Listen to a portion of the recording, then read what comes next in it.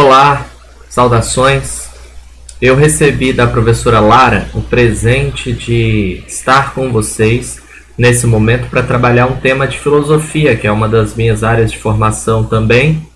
E o tema da aula de hoje é a filosofia medieval.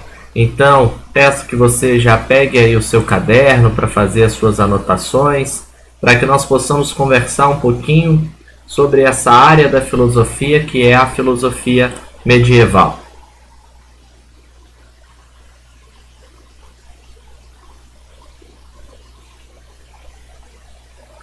Podemos? Nós vamos trabalhar fazendo uma recapitulação e, na sequência, vamos fazer uma caracterização geral do pensamento na filosofia medieval, nesse período aí entre a Antiguidade, o Renascimento e a Idade Moderna. E depois a própria professora Lara vai trabalhar os principais pensadores desse período filosófico, especificamente Santo Agostinho e São Tomás de Aquino. Tá certo? Então vamos lá. Sua folha com as suas anotações aí. Primeiro, essa parte você não precisa fazer anotações, é só para que a gente possa fazer aí uma retomada. Tudo que foi trabalhado em filosofia até aqui, certo? Você começou trabalhando lá o nascimento da filosofia e conheceu ali alguns dos primeiros pensadores dessa área da filosofia, que são os pensadores pré-socráticos. Claro que você viu outros pensadores, mas eu destaquei alguns deles aí. Tales de Mileto, que é famoso por ser atribuída a ele a função, o papel, a importância de ser o primeiro filósofo da história. Pitágoras de Samos, da escola dos pitagóricos, que teria também, segundo os relatos doxográficos, segundo os registros históricos, teria criado o termo filosofia. E depois os principais filósofos pré-socráticos, Heráclito e Parmênides. O Heráclito falando da mudança constante no universo e o Parmênides falando da permanência no universo, o ser único, a existência constante e imutável. Depois você trabalhou ali o período clássico da filosofia grega com os sofistas, Sócrates, Platão e Aristóteles. Esses são os principais pensadores da filosofia antiga, não é isso? Aquele grupo de filósofos conhecidos como sofistas, que eram mestres da arte retórica. Depois você trabalhou aquele que é o modelo para toda a filosofia, que é Sócrates. Em seguida, o seu principal discípulo, Platão, encerrando ali com Aristóteles, que foi também o principal discípulo de Platão, embora tenha apresentado algumas divergências em relação a ele. Seguindo, encerrando o período antigo ali, a sua aula trabalhou o tema do período helenístico da filosofia, com as 4 principais escolas de pensamento: o epicurismo, o estoicismo, o cinismo e o ceticismo. Então esse é o quadro da história da filosofia trabalhado até aqui. O que nós vamos ver agora então? A filosofia medieval. Vamos ver como a filosofia continua depois desse cenário.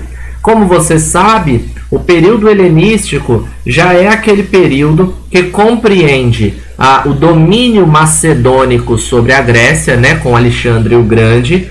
Então nós já temos a decadência do pensamento grego. E começa, e esse pensamento grego, na verdade, ele foi trabalhado no Império Romano, e é no seio do Império Romano que vai surgir o cristianismo, fundamental para nós entendermos a filosofia medieval, e na sequência os pensadores ali do período medieval vão dar continuidade a essa área da filosofia.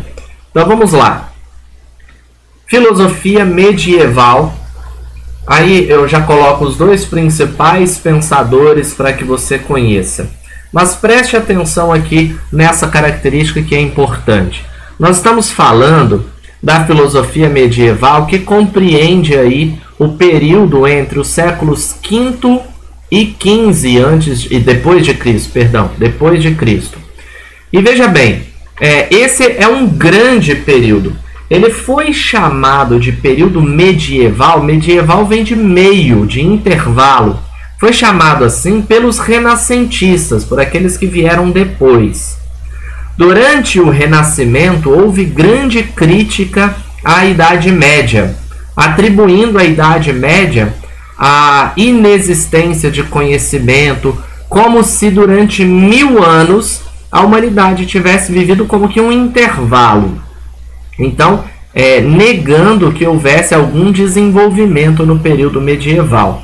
Mas isso já foi criticado, é claro, e hoje entendemos que houve grande desenvolvimento, sim, da humanidade em diversos aspectos, cultural, político, religioso, no período medieval, aí compreendido entre os séculos V e XV depois de Cristo. E aí preste atenção, o período medieval é aquele período, você já deve ter visto isso em história, é aquele período que tem uma grande preponderância da Igreja Católica. E é por esse motivo que o pensamento medieval que nós vamos estudar, a filosofia medieval, ela pode também ser chamada de filosofia cristã. No período medieval vai ser desenvolvida uma filosofia chamada de filosofia cristã. Um outro aspecto importante que você também precisa guardar nesse início é que, embora historicamente, naquela divisão clássica e didática das fases da história, o período medieval comece no século V depois de Cristo, nós vamos trabalhar os pensadores cristãos desde o século II depois de Cristo. Porque já ali, no seio do Império Romano, no desenvolvimento do cristianismo, começam a aparecer essas ideias da filosofia cristã. Então, atenção a esse detalhe. Nós associamos filosofia medieval à filosofia cristã. Isso não significa associação temporal, porque a filosofia cristã começa um pouco antes, ali pelo século II depois de Cristo, com alguns pensadores ali no Império Romano, tá certo? Então temos aí a primeira característica, período medieval, séculos V a XV depois de Cristo. Você já tem isso anotado, vamos adiante. A fase do período medieval, ela tem grande hegemonia, como eu te disse, da Igreja Católica, do pensamento cristão.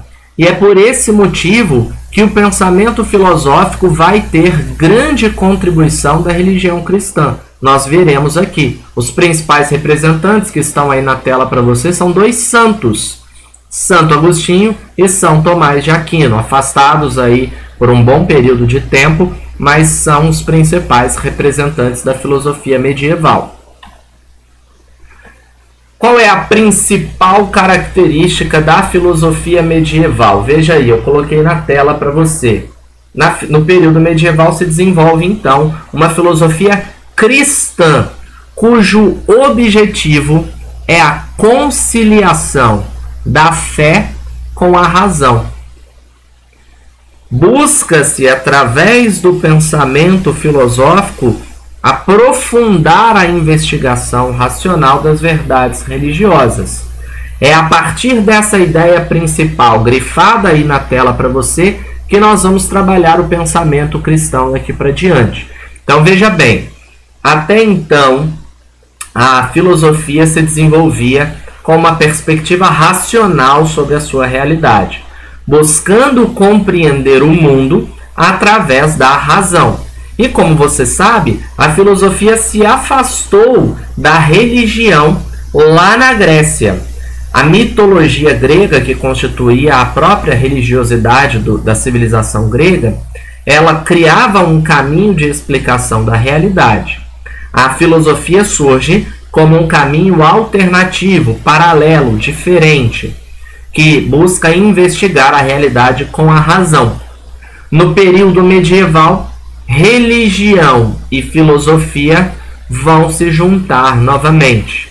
Fé e razão serão conciliadas nesta que nós chamamos de filosofia cristã. É preciso compreender bem, ter isso claro. Esse é o principal aspecto da filosofia cristã, a união de fé e razão, tá certo?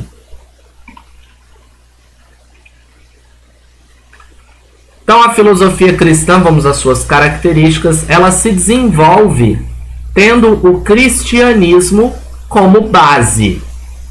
Todo o pensamento filosófico medieval vai se desenvolver tomando o cristianismo como base. Mas qual aspecto?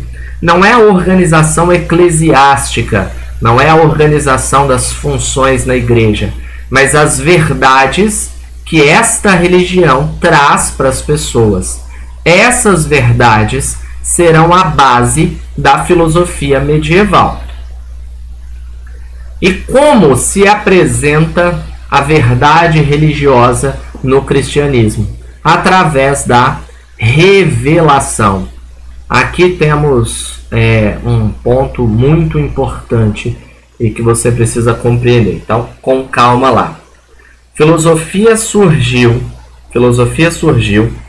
na Grécia Antiga, separando-se da mitologia e buscando compreender a realidade de maneira racional. A reflexão filosófica busca compreender a verdade, está em busca da verdade. Durante séculos, nós vimos o desenvolvimento da filosofia em busca da verdade. E no final da Idade Antiga, uma das escolas filosóficas do período do helenismo é o ceticismo, e ele apresenta um diagnóstico muito interessante sobre a realidade da filosofia. O que o ceticismo indica? Que até então os filósofos correram atrás da verdade, mas eles não são capazes de reconhecê-la. Pode até ser que eles já tenham encontrado a verdade, pode ser que a verdade já esteja apresentada diante dos filósofos, mas eles não são capazes de reconhecê-la. E é por isso que o ceticismo propõe que se suspenda o juízo, para evitar o erro. Eu não posso aderir a nenhum discurso, a nenhuma pretensão de verdade, porque eu não tenho certeza que aquilo é uma verdade. Eu continuo em dúvida. Estando em dúvida, eu preciso suspender o meu juízo. É como se eu pedisse a você que fosse a um lugar procurar um objeto que você não conhece.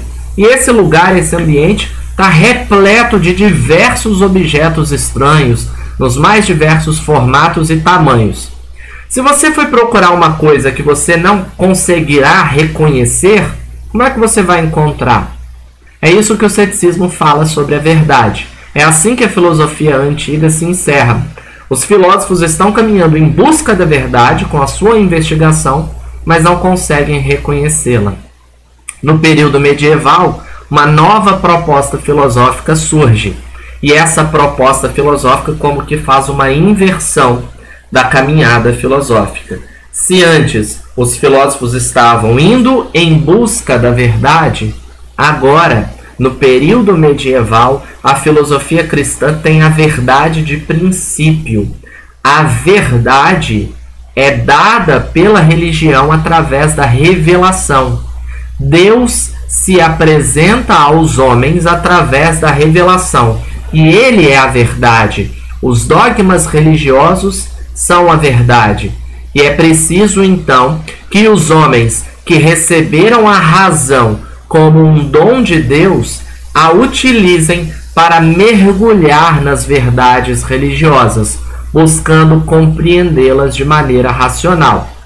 Então, no período medieval, essa filosofia cristã vai receber a verdade da religião e investigá-la com a razão. A filosofia, então, vai ser uma auxiliar, um complemento da religião cristã. Consequências disso. Nós temos, então, uma proposta de temas que devem ser investigados pela filosofia cristã. Esses temas são aqueles apresentados pelas mensagens religiosas do cristianismo. Por outro lado, o cristianismo vai ser a primeira corrente religiosa que vai tentar estruturar um pensamento filosófico próprio, uma argumentação racional. E essa conciliação fé e razão vai dar muita força para o cristianismo, já no período medieval, no seu início, e ao longo de todos esses 1000 anos de Idade Média. Então, o cristianismo como base traz a verdade revelada, e a verdade revelada será investigada pelos filósofos cristãos, certo? Quais são as fontes que a filosofia cristã vai tomar para fazer as suas investigações? A antiguidade clássica, tudo aquilo que está ali em cima no slide, toda a filosofia antiga pode ser tomada como campo de investigação, como fonte, desde que se faça uma releitura. Vou te explicar isso. Então, os pensadores da antiguidade, a sua filosofia, tudo isso pode ser tomado. Além, é claro, das Sagradas Escrituras, a Bíblia, os Evangelhos, o Antigo Testamento. Veja bem, você sabe isso da história e talvez até de uma associação religiosa que você tenha, uma vinculação religiosa, que o cristianismo surge a partir da história desse personagem fundamental que é Jesus de Nazaré, Jesus Cristo. E a partir do momento que este, que é tomado pelo cristianismo como Filho de Deus, aparece na história, ele oferece uma nova chave de leitura para toda a história da humanidade. O que eu quero dizer com isso? A partir do momento que Cristo aparece na Terra, segundo a concepção cristã, que Deus se faz homem na figura de Jesus Cristo, a partir daquele momento, toda a história para frente e para trás será concebida, será entendida a partir da figura de Cristo. Então, quando o cristianismo toma o Antigo Testamento, que é do povo hebreu, dos judeus, né? Quando toma aquelas escrituras também para a raiz da sua religiosidade, eles têm que reler essas escrituras, compreendendo ali sinais da vinda de Cristo.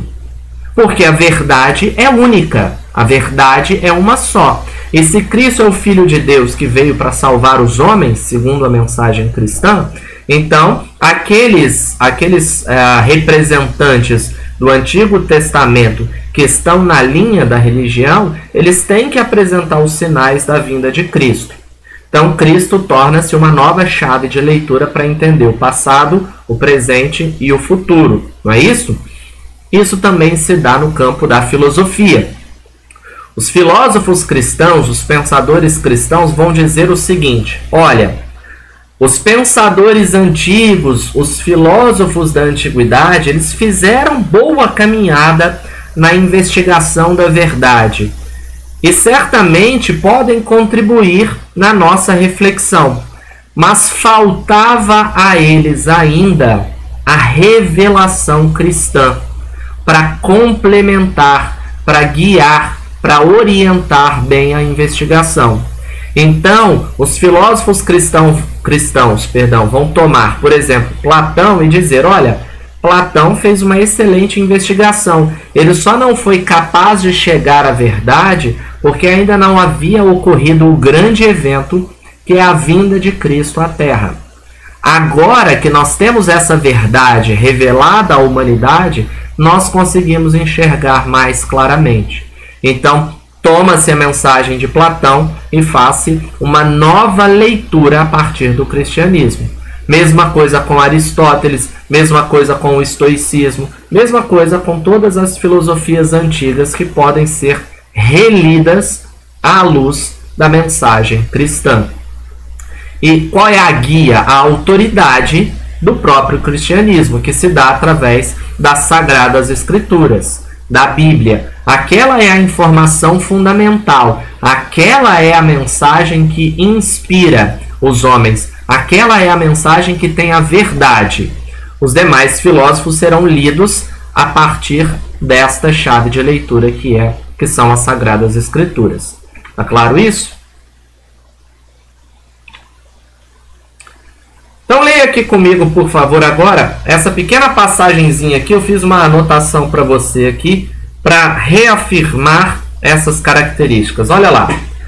O elemento novo que modificou completamente o modo clássico de fazer filosofia foi o advento da ideia de revelação. Essa ideia estava ausente na filosofia grega. Até então, cabia à razão constituir sozinha todo o edifício do saber filosófico. Na Idade Média, assim como na Antiguidade tardia, a ideia de verdade revelada, talvez impossíveis de serem alcançadas exclusivamente por via racional, passa a compor a especulação filosófica. Então, o que nós temos aqui? Por que fez referência à Antiguidade tardia? Aquilo que eu te falei, séculos 2, 3, 4 e até o século V ali, quando tem o início oficialmente a Idade Média, né? Então, desde o cristianismo, nós temos uma inovação, a verdade revelada. Isso não existia na filosofia grega. E é a verdade revelada, a verdade cristã, que vai servir de guia para o pensamento filosófico ao longo da Idade Média. O que nós temos, então, em síntese aqui, é justamente essa conciliação fé e razão. Essa junção dos elementos. Religião e filosofia estão mesclados. Certo? Então, agora, essas são as características gerais do pensamento cristão da Idade Média. Agora vamos trabalhar um pouquinho das principais escolas, as principais correntes de pensamento da filosofia medieval. São duas. Eu vou dar as características gerais e depois você vai trabalhar os principais autores, tá? As duas principais correntes do pensamento medieval são essas aqui. Temos a patrística e temos a escolástica. O principal representante da patrística é esse da imagem aí acima, Santo Agostinho. Agostinho, bispo de Hipona. E o principal representante da escolástica é esse que está ao lado, São Tomás de Aquino. E esses dois pensadores serão trabalhados com você depois. Vamos aí às características gerais dessas duas correntes da filosofia medieval. Primeiro, a patrística. Patrística deriva o seu nome justamente, está aí, ó, dos padres ou pais da igreja. Padres ou pais da igreja, tá vendo aí? São os primeiros pensadores do cristianismo. Padre, neste caso, não está falando de posto eclesiástico, como nós temos hoje o padre que promove as missas e os sacramentos, é ordenado pela igreja, não. Estamos falando aqui dos primeiros pais da igreja, aqueles que vão organizar o pensamento cristão, desde ali o século II, e a patrística vai até mais ou menos o século V, ela tem ali o seu auge, IV, V, mas esse pensamento prossegue ainda até o século VIII. É a primeira escola filosófica do período medieval. E quais são as características aí da patrística? Primeira característica, aí a sua fase, né? Vamos colocar aí a referência. Ela vai de fins do Império Romano, mais ou menos ali o século II, até o século V a.C. Essas são as datas aí de referência da patrística. Mas o que nós temos de fundamental? O que é feito pela patrística? Está aqui nesse segundo tópico. A patrística tem uma forte intenção apologética e promove o combate às heresias. Vamos lá. Referências históricas para você aqui. Referências históricas. O cristianismo surge no primeiro século da nossa era, a partir, é claro, da figura histórica de Jesus de Nazaré. Os primeiros a divulgarem a mensagem cristã são aqueles designados pelo próprio Jesus de Nazaré, que são os seus discípulos, seus apóstolos, que vão pregar a palavra de Cristo, promover a mensagem cristã.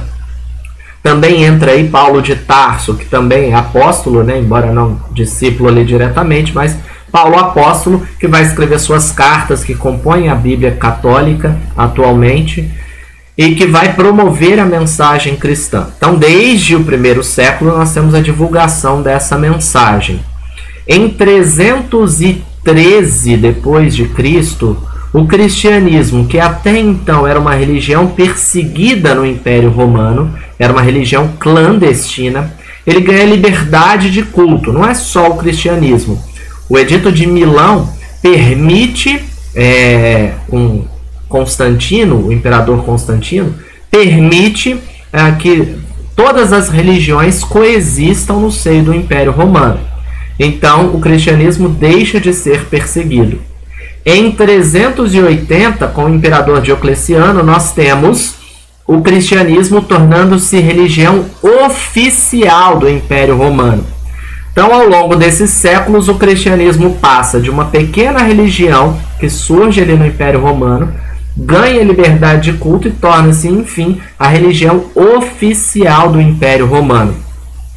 Então, no período da patrística, o que nós vemos é que os pensadores vão fazer apologia do cristianismo. Apologia é propaganda, divulgação. Então, quando eu falo aqui intenção apologética na patrística, eu estou falando da intenção de divulgar o pensamento cristão, através das explicações racionais daquelas verdades reveladas, através da releitura da filosofia antiga à luz das verdades reveladas.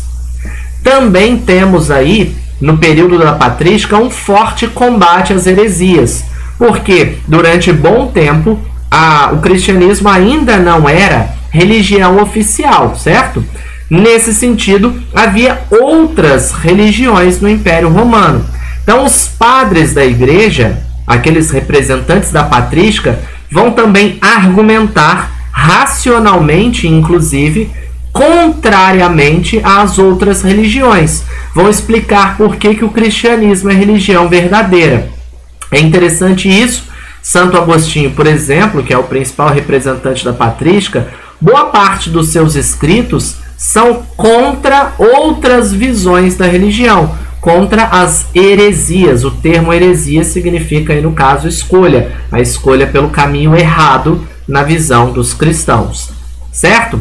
Então, a patrística tem por intenção, tanto a patrística quanto a escolástica fazem conciliação fé e razão, mas a patrística faz a divulgação do cristianismo na época em que ele ainda não é religião oficial e combate as demais religiões, as chamadas heresias, tentando promover uma visão racional e religiosa do cristianismo. E temos a escolástica, que é a segunda corrente aí do período medieval, que deriva o seu nome das primeiras escolas ou universidades, porque, como você sabe também dos seus estudos de história, no período medieval a igreja domina a cultura, domina a educação e, portanto, vai organizar as primeiras escolas e universidades, onde vai ser ensinado, é claro, o pensamento cristão, que agora ganha força. E o pensamento cristão desenvolvido nessas instituições é o pensamento escolástico. E o pensamento escolástico representa, olha ali no texto, o auge do pensamento medieval. Vai ali dos séculos IX depois de Cristo até o século XV depois de Cristo, quando a Idade Média perde força e aí começa o período chamado de Renascimento, certo?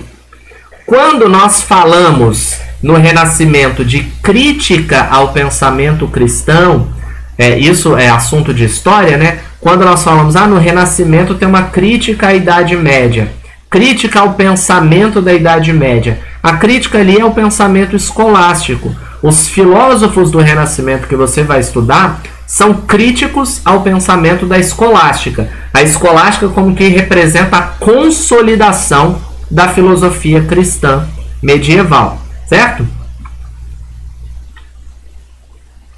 Então, ela consolida a fé cristã e determina uma ideia que é apresentada enfaticamente por São Tomás de Aquino, que é o principal representante, de que a filosofia, a ideia de que a filosofia é auxiliar da teologia, ela é serva. A filosofia serve simplesmente como um mecanismo de apoio para a investigação da verdade que é feita pela teologia. Ok? Então a escolástica desenvolve esse pensamento. Aí, olha só, importante que você saiba, isso depois vai ser trabalhado. Mas Santo Agostinho, está anotado aí para você no slide. Santo Agostinho é responsável por cristianizar o pensamento de Platão, aquele importante filósofo grego. Então tá ali na setinha para você. Santo Agostinho cristianiza o pensamento platônico. É claro que ele não fica preso só no pensamento de Platão, mas ele faz um grande trabalho sobre o platonismo e o neoplatonismo para fazer uma nova leitura à luz do cristianismo. Enquanto São Tomás de Aquino, olha ali na outra setinha, ele é responsável por cristianizar Aristóteles. Vocês verão como Aristóteles chega à Europa medieval, e aí ali, já na Baixa Idade Média, São Tomás de Aquino vai ser responsável por cristianizar o pensamento de Aristóteles. Então essas são, meus amigos, as características gerais da filosofia cristã desenvolvida no período medieval, certo? Depois você verá aí as informações sobre os principais pensadores. Espero que você tenha conseguido acompanhar. Se você tiver dúvidas, você pode tanto me procurar, quanto procurar a professora Lara e também a monitora Isabela, tá bem? Pela atenção hoje, muitíssimo obrigado, um grande abraço e até o nosso próximo encontro.